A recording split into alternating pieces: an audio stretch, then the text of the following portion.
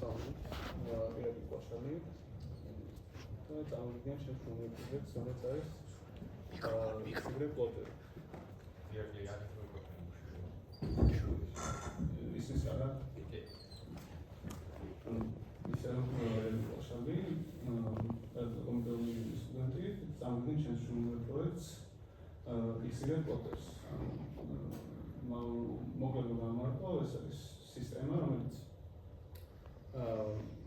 კონტექსტ დაწერილი აპლიკაციიდან უნდა იღებდეს რაღაც visual files და შემდგომ დამუშავების შედეგად უნდა გამოქონდეს დაფაზები მარკერის დახმარებით.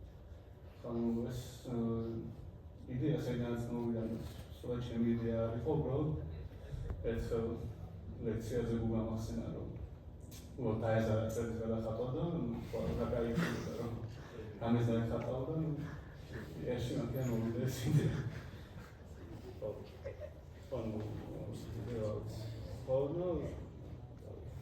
ხალხოდ პროექტის მოკლე აქციაზე გადავა.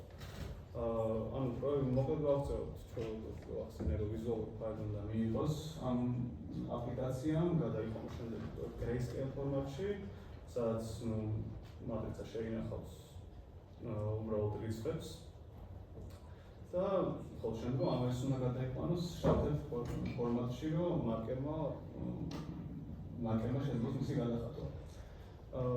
ასევე მთავარი მიზანი რაც იყო ამ პროექტის არის ის, რომ უნდა ქონოდა უკაბელო კავშირი უშუალოდ მოწყობილობასთან, რადგან ანუ user friendly ყოფილიყო მაქსიმალურად ეს პროექტი და სხვა რა ვიცი, როცა ამ უკაბელო კავშირით მოეყოლათ ხենց Wi-Fi-ის ეს სისტემა.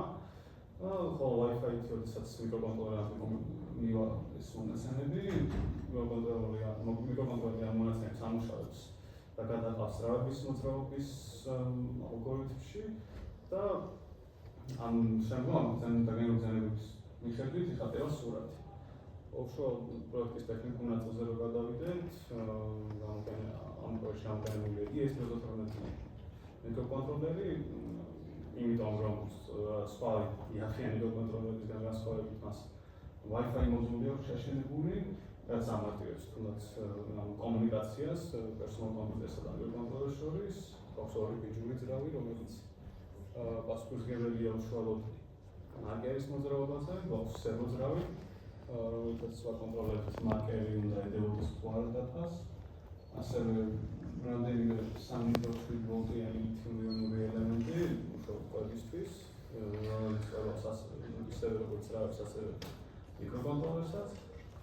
რეზინის ქამრები მექანიკურ ნაწილში გჭირდება, რომელიც მიმაგრებული უშუალოდ სახალხო ნაწილზე. ასევე 3D პრინტერში თუ შეამჩნევთ საკმაოდ ბევრი ნაწილია გაკეთებული, რომელიც ასევე მექანიკური ნაწილისთვის დამჭირდა. ასევე გვაქვს back converter-ი, რომელთაც ძაბოს ვარეგულირებთ სერვო უშუალოდ სერვოს ძრავის კვებისთვის და გვაქვს კონდენსატორები გასაფილტრად ნებისმიერი არასასრულების მოვლენას. ეს არის ხანგრძლივად ჩანსწრები, მაგრამ ის არის მედია გადაჭრას. ანუ მოკლედ რო ავწერო, ეს ზოგადი პინები, ინფორმაციული პინები დაკავშირებულია ძრავების step და direction პინებთან, რომელთაც direction-ით უშუალოდ ვაკონტროლებთ მიმართულებას ძრავისას, ხოლო step pin-ზე ვაგზავნით პერიოდულ ოთხკუთხა სიგნალს და მისის სიხშირით ვაკონტროლებთ უშუალოდ სიჩქარეს ამ ძრავებს. ამ step pin-ზე გადაცემული კვადრატული სიგნალების დეტექციას უკეთებს თვითონ დრაივერი ძრავის, რომელიც ყოველ აღმავალ კიდეზე ერთ ბირს აკეთებინებს ბიჯს ძრავს და შემდგომ რა თქმა უნდა აზადებინებით უკავშირდება ეს ძრავს. აქ იდეაში დაგმედებით საცალკე არის გამოყენებული ძრავის წყაროები ან ძრავებისთვის. იდეაში შეიძლება ერთი გამოიყენებინა, მაგრამ მაინც უშუალოდ პრობლემატური იყო რაღაც მომენტებში ამ ძრავების სისტემის გამართვა, რომ გადაწყვიტე, რომ თავი დამეწვია და საერთოდ რაც შეიძლება მინიმალური კონტაქტი ქონოდა ერთმანეთთან ამბოლ რაიონს. კიდევ სხვა გამოწვევები რაც იყო, უმეტესად ენის ლიმიტის დარეგულირება იყო გამოწვევა, რადგან იყო შემთხვევები, როდესაც უბრალოდ ვეტრიალებდა ძრავი კონკრეტულ ლიმიტზე და ასევე იყო შემთხვევები, თუ ხელი გამიქცეოდა დამეწვებოდა კიდეც, რამდენი 5 დრაივერი დავწვი დაახლოებით ეგრე. მაგრამ საბოლოოდ გაიმართა ეს სისტემა, ასევე სერვოზრავი როგორც ხედავთ ცალკე კვება აქვს ეკეთებული და კონდენსატორები და ასევე დიოდიც. ეს კონდენსატორები და დიოდი შეიძლება არც ყოფილიყო საჭირო, უბრალოდ თავიდან სერვოზრავი პირდაპირ ESP-ის 3.3 ვოლტიან პინზე ქონდა მიერთებული. მაგრამ მიუხედავად იმისა, რომ სერვო ცალკე მუშაობდა, მე უკვე როდესაც სტეპები ბიჯური ძრავებით იწვებოდა, საერთოდ არაპროგნოზირებადი იყო ყველას აქტივობა და ამიტომაც გავაწყვეტე, რომ ცალკე კვება შემოვეტანა სერვოსთვის და PWM-ის უშუალოდ PWM სიგნალი მოეწოდებინა ESP-ის ინპუტ-აუტპუტ პინით.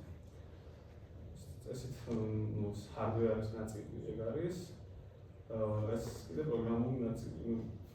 ეს ხა საკმაოდ მინიმალისტური ინტერფეისი არის, უბრალოდ მოგებული იმაზე, რომ მარტივად გასაგები იყოს მომხმარებლისთვის ეს პროგრამა. უშუალოდ ფილაკები რო გამოვარტო, ესე იგი load image ფილაკი უშუალოდ წესით მარტო თეთრი მიზანის და ეგ არის, შეგვიძლია ჩავტვირთოთ ეს ფოტო ნებისმიერი, თავისთავად ახსენე უკვე გადაიყვანს თავის grayscale-ში ამ ფოტოს და რომელი წერტილი, რომელი პიქსელი გაფერდეს, მაგას უკვე ვაკონტროლებთ threshold slide-ით. სლაიდერი როგორც grayscale matrix-ა ინახავს რიცხვებს 0-დან 255-მდე და ამის გამო ამით შეგვიძლია ვაკონტროლოთ უშუალოდ კონკრეტულად რომელი პიქსელები გაფერდეს და რომელი არა. ასევე გვაქვს invert colors მოსანიშნი ნაწილი, რომელიც შეგვიძლია შავი თეთრზე გადავაკეთოთ თეთრი შავად და გააჩნიათ თვითონ ფოტოს სპეციფიკაციას და მომხმარებელს ისე. ასევე მარცხენა ღილაკით შეგიძლიათ თქვენითაც დახატოთ რაიმე, რაიმე არ მოგწონთ სურათში, ამ შემთხვევაში პირი არ აქვს.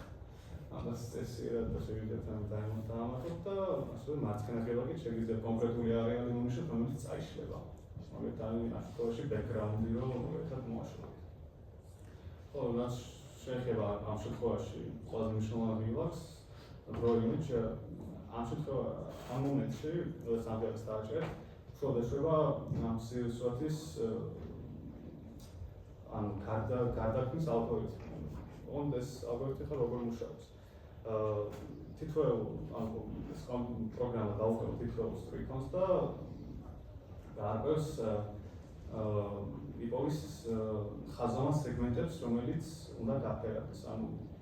ეს იმიტომ არის კარგი, ცალკე წერტილების დახატვა არ დავჭირდეს, მაგრამ ამის პრობლემაზეც მე ვისაუბრებ. ხო, ეგრე დაუყვება ყველა სტრიქონს, ამოიღებს სეგმენტებს, ხაზოვან სეგმენტებს, მის საწყის წერტილს და საბოლოო წერტილს და შემდეგ ამას უშუალოდ გააგზავნის ESP32-თან, მაგრამ რადგანაც Wi-Fi კავშირით შეიძლება ეს მაგალითად იყოს ძალიან მასივი, სანელების იყოს ძალიან დიდი. ამიტომაც ძალიან პრობლემატური რომ არ იყოს ეს დიდი მეხსიერების გადაცემა, კომპიუტერი პერიოდულად აგზავნის. შემდეგ შეგვიძლია სტეპების ავამოძრავოთ, რომ ხაზი სწორად გააღოს. თუმცა არის პატარა ფორმულა მოცემული, რომელიც გვიჩვენებს სტეპების თითო ბიჭზე რამდენი მილიმეტრს გადის თვითონ მარკერი დაახლოებით ამ შემთხვევაში არის 1/8 მილიმეტრი. ამიტომ ასე ჩავწერე რომ იყოს საკმარისი სიზუსტე.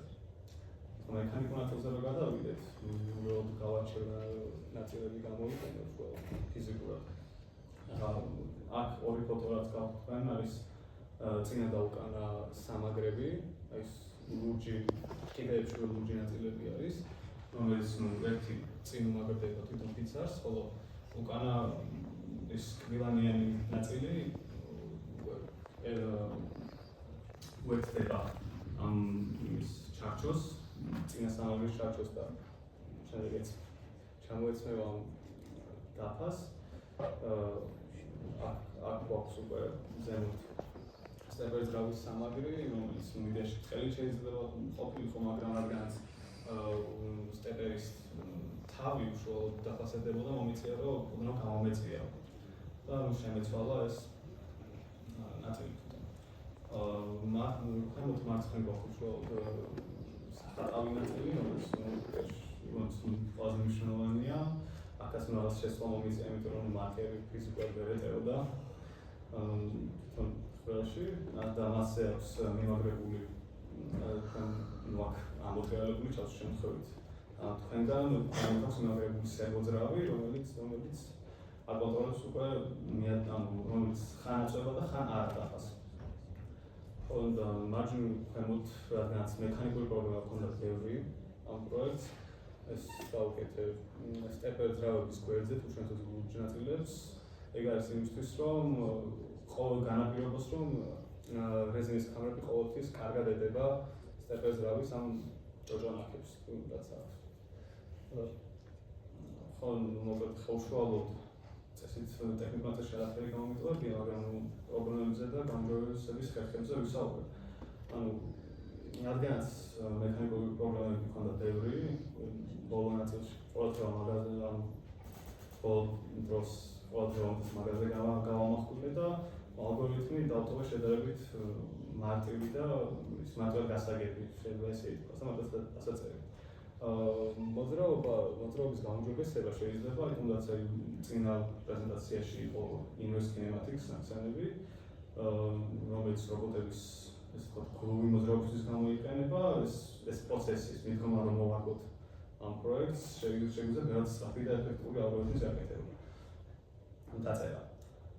აქვს როგორც ახსენე ბევრი მექანიკური შეზღუდვა, რომელიც დღემდე მოუღარებელია ბოლომდე, ხელს უშლის მარკერის მოძრაობას, ეს დემონსტრაციის დროსაც გამოჩნდება. ასევე შესაძლებელია პროგრამული ფუნქციონალის დამატება, მაგალითად, თუნდაც სიჩქარეები რო ვაკონტროლოთ ამ ძრავების, ეს მომხმარებელ რო ვაკონტროლოთ ან რაიმე მსგავსი და ხო ვიზუალის გაუმჯობესება რო შეხედავთ, ხა ეს პროექტი ლამაზი ნამდვილად არ არის. ასე რომ ამ ხუთის რო ჩამოვაცვათ, ეგეც არ არის იქნება.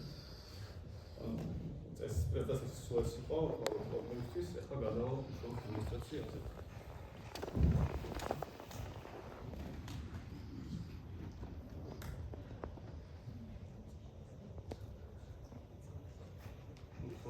ჩემს ლეპტოპს არ აქვს უშუალოდ HDMI კაბელის შესაძლებლობით და სამწუხაროდ ვერ განახილეთ პირდაპირ აპლიკაციას, მაგრამ რაც განახილეთ, იგივე ინტერფეისი არის და იგივე პრინციპი.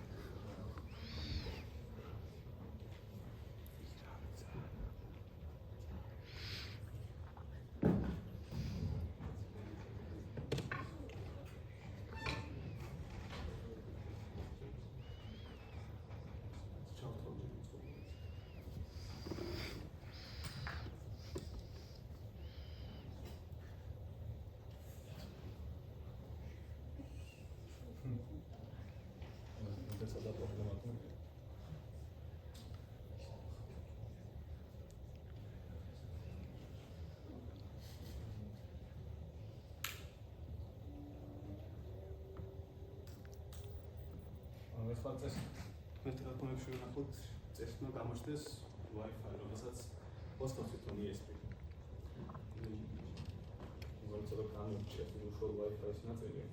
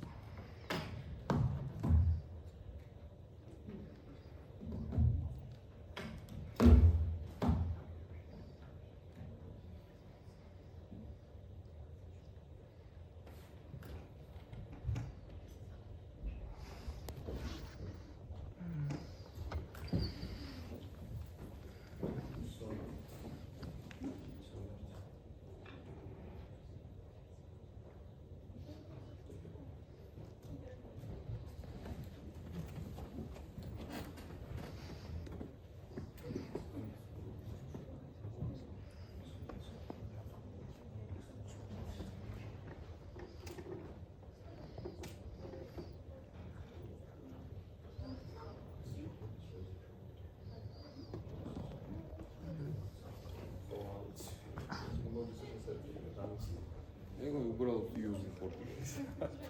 არ არის. შეუძლია დისპლეის გადაცემა. Type-C იქნება?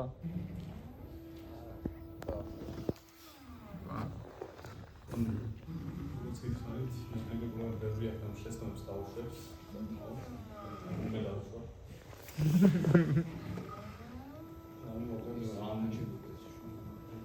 არა, ეს ეკაჩება და ბოციც ედება იმას. სირენას ავიტარდი. ვიცოდი რა შეიძლება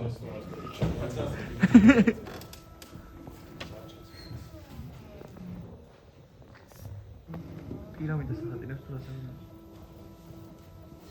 ხო, პირამიდას.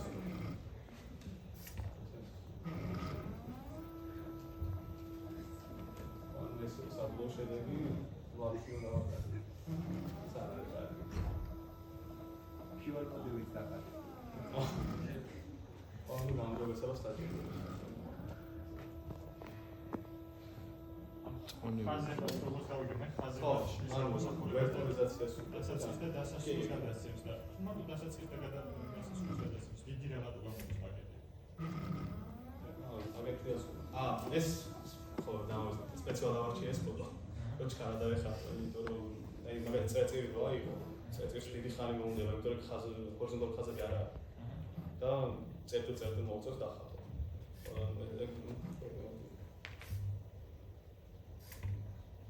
ჩაზნექილის გამოვიდა. რა უნდა ყოფილიყო მექანიკურად სხვანაირად ეგრე არ ყოფილიყო. ხეთ იქ თალკე ბოთლიც ედება იმას დაფას თვითონ. და ასევე დაჭიმულო ხან არ შემთხვევები რომ აი თუნ ხახუნიც არის. ხახუნსაც აფსებები და მაგის გამო შეიძლება ერთი მაგალითად სტეპები თუ შემოდეს უდერ მეორე და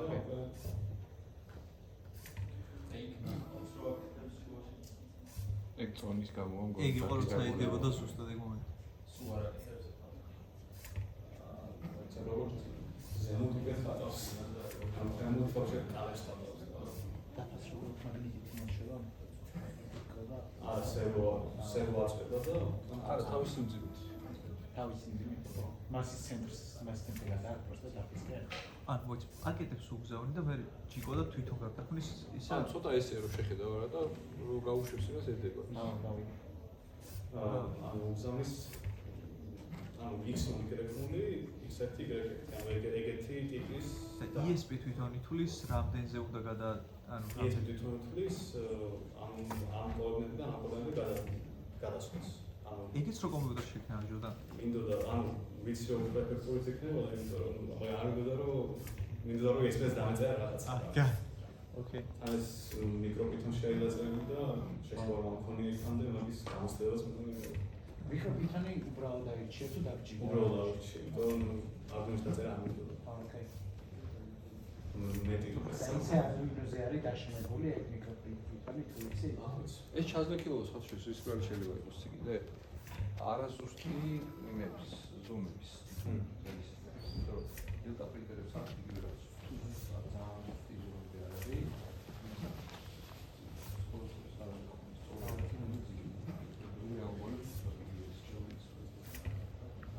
ეხლა შვება.